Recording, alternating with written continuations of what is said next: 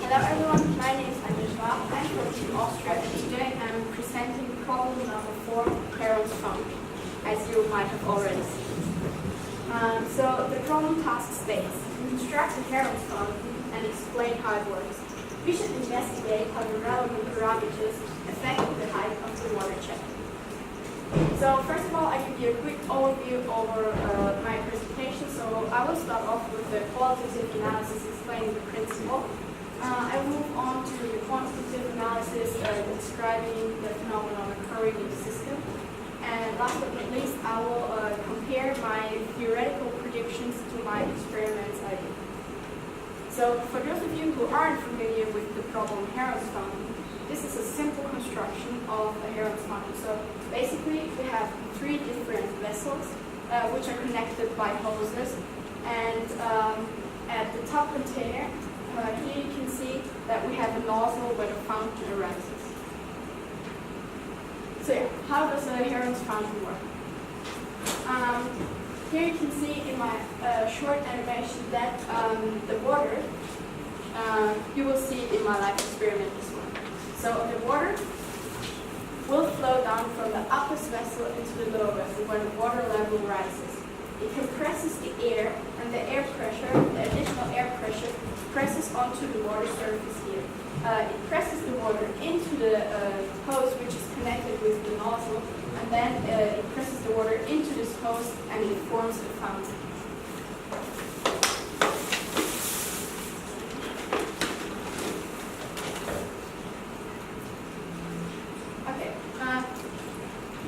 Here in this short video, you can see the exact same thing happening that will be happening here as well. It might not be, are you able to see the fountain? It is tiny, but there is one. So the water is flowing down and the phenomenon happens. Okay, let's move on. So the relevant parameters affecting Heron's fountain are, first of all, the height between the vessels. So this is, in fact, one of the most important parameters when looking at a Heron's fountain, and I will explain later on why. So the second parameter is the nozzle and all of its variables, and of course the hoses. So the aim of my theory is to describe the dynamics and phenomenon occurring in the system, as well as describing the impact of various parameters, and also define the ideal conditions for maximum height of the fountain. So here you can see, let's get into steam theory. So every water volume that leaves the nozzle leads to a potential energy decrease in the system. Because every water volume that comes out of the nozzle has to flow down from vessel 1 to vessel 3 and go up from vessel 2 to vessel 1. Additionally, there is air going from the lowest vessel into the middle vessel. So the potential, this leads to a potential energy decrease, but for the overall amount of energy to stay constant, we need some other way of, we need another energy, and that is the kinetic energy a water drop gets when it leaves the nozzle. That is exactly what the decrease in potential energy, so to make up for it. So on this slide you can see one way to calculate the kinetic energy, but in order to get the velocity we need another way. Luckily there is another way to calculate the kinetic energy. We can set them as equal and then rearrange the formula in order to calculate the maximum the velocity a water drop has when it leaves the fountain. Okay, so without friction, the kinetic energy of the water drop is identical to the potential energy of the same water drop for a height increase of h. So the maximum height of the fountain we can reach is always this height h. We found a way to prove the statement I just made. So if we use a riser system, which is similar to the Herod's fountain, the only thing that changes is that we don't have a nozzle.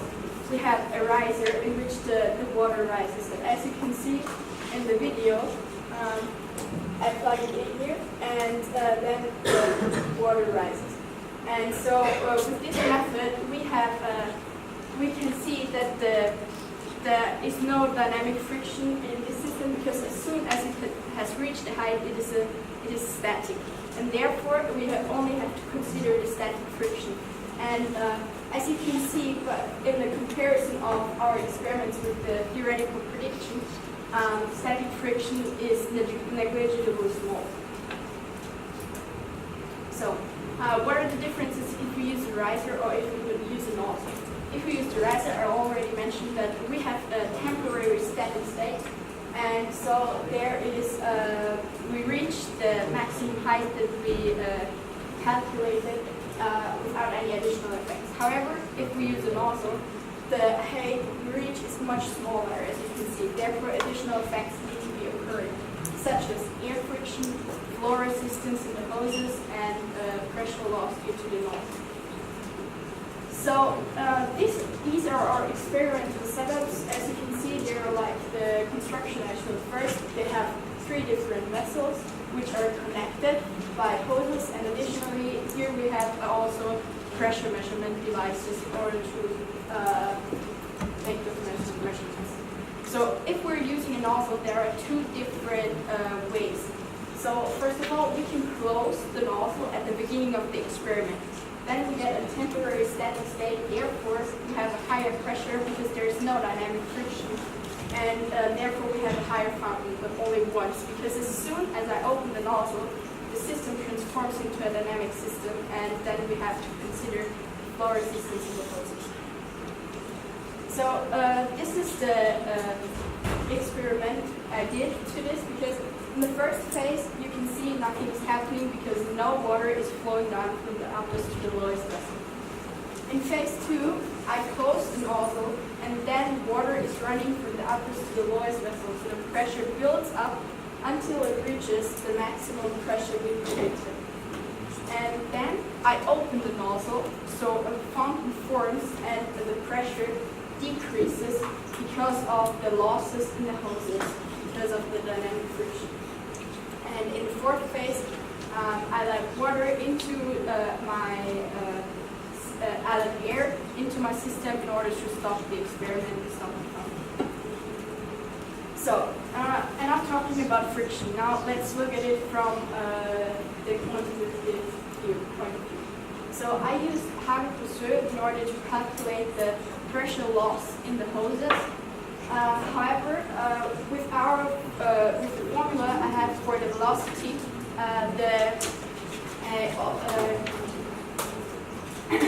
that is when it is leaving the nozzle. So I have to calculate the velocity in the hoses and therefore also the volume flow rate we have in the hoses. And I do that with the continuity equation. And as you can see, the radius of the nozzle plays a very important role because if the nozzle is very small, then we have a very tiny volume flow rate. So here you can see our comparison that we did. So here's the maximum pressure and the impact of the nozzle. So this is a very small nozzle. As you can see, we almost reached the predicted maximum pressure. And as the nozzles get bigger and bigger, the pressure gets lower because the volume flow rate is higher and therefore also the losses in the moving zone is higher. So as I said, the pressure, if we use a very, very small nozzle, the pressure is almost identical with the maximum pressure. So we would assume that the height is also the same as the maximum height we predicted. However, that would be too easy. So we can't reach, we don't reach the maximum height even though we have almost the maximum pressure. So there has to be an additional effect, and that additional effect is air resistance. We use the equation of motion for a particle accelerated by gravity, including air resistance. And so by including air resistance, we can improve our theoretical prediction for the height which the water drop can reach. And here you can see a comparison. So this would be the ideal height without air resistance, and this is the ideal height with in consideration of the air potential. So as you can see, this is much lower. And if we compare it now to our experiments, we can see that it fits much better now that we have considered the air resistance. Yeah. So here I have a comparison because there are much more parameters, but due to the very little time I have, I can't show all the graphs. So I made a comparison of different heights that we achieve if we vary certain parameters. I always varied one parameter at a time in order to be able to compare them. So here we can see, for example, that the height difference has the biggest impact. And so here I sorted the relevant parameters by their relevance. So first of all, of course, the height difference, because it is what defines the maximum height we can reach, because we can have a height higher than this maximum we calculated, because then there would be more energy than we initially had. So I also talked about the riser or nozzle, and also the gas around the experiment is important because if we perform the experiment in a vacuum, for example, there would be no air friction. And so we had many setups we used, but I decided to use those two that I showed for my experiments because they were the most airtight and the most accurate ones. And last but not least, we tried to improve our setup and make the height even bigger. So we built a 10-meter Heron's fountain, and we just wanted to try it out. But after the fountain reached a height of 3.7 meters, the lowest vessel exploded because the pressure was just too big.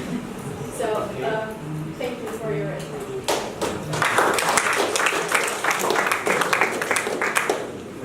Thank you to the reporter for the interesting report.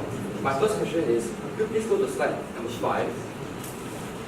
So, was this flow rate through the nozzle constant as the height, as the fountain progresses? Flow rate through the nozzle and the pipe. Is it constant? Yes. It's constant. Okay. Now, so do you invest? Yeah. As soon as the fountain reaches the maximum height it reaches, it stays constant. It stays constant. Okay, so do you try and measure this maximum height systematically against varying parameters? Yes, of course. That is show me the a graph slide of that. I showed. The graph of that maximum height against. I don't. I have the comparison in the very end.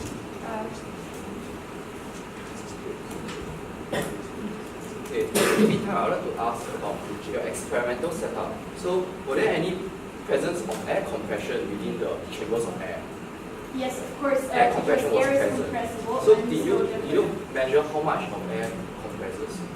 No, because Okay. I measured the pressure, I see. and therefore I measured. So, can you please go to slide number 13 again, which is the experimental setup. Quite important here. So, does the curved pipe geometry affect any pressure losses in the system? Do you try with straight pipes instead? It only affects it in a way that the length of the hose has to be considered. Okay. So, Okay, I see. So, because you also saw here that it doesn't matter. so do you try and solve the Hagen-Poisson equation that you presented for the question of the Hagen-Poisson equation? Yes, Do you try and solve it to obtain the equation? Yes, I did. And here you can see our. No, this is for the nozzle, right? For the pipe instead. Do you try and solve the equation? This is for the pipe because. Oh, okay. Yeah, because the nozzle is considered in the continuity equation where I calculate I see. the volume flow rate in order So to would use that be in the Hagen-Poisson. Hagen-Poisson knows through this nozzle as well?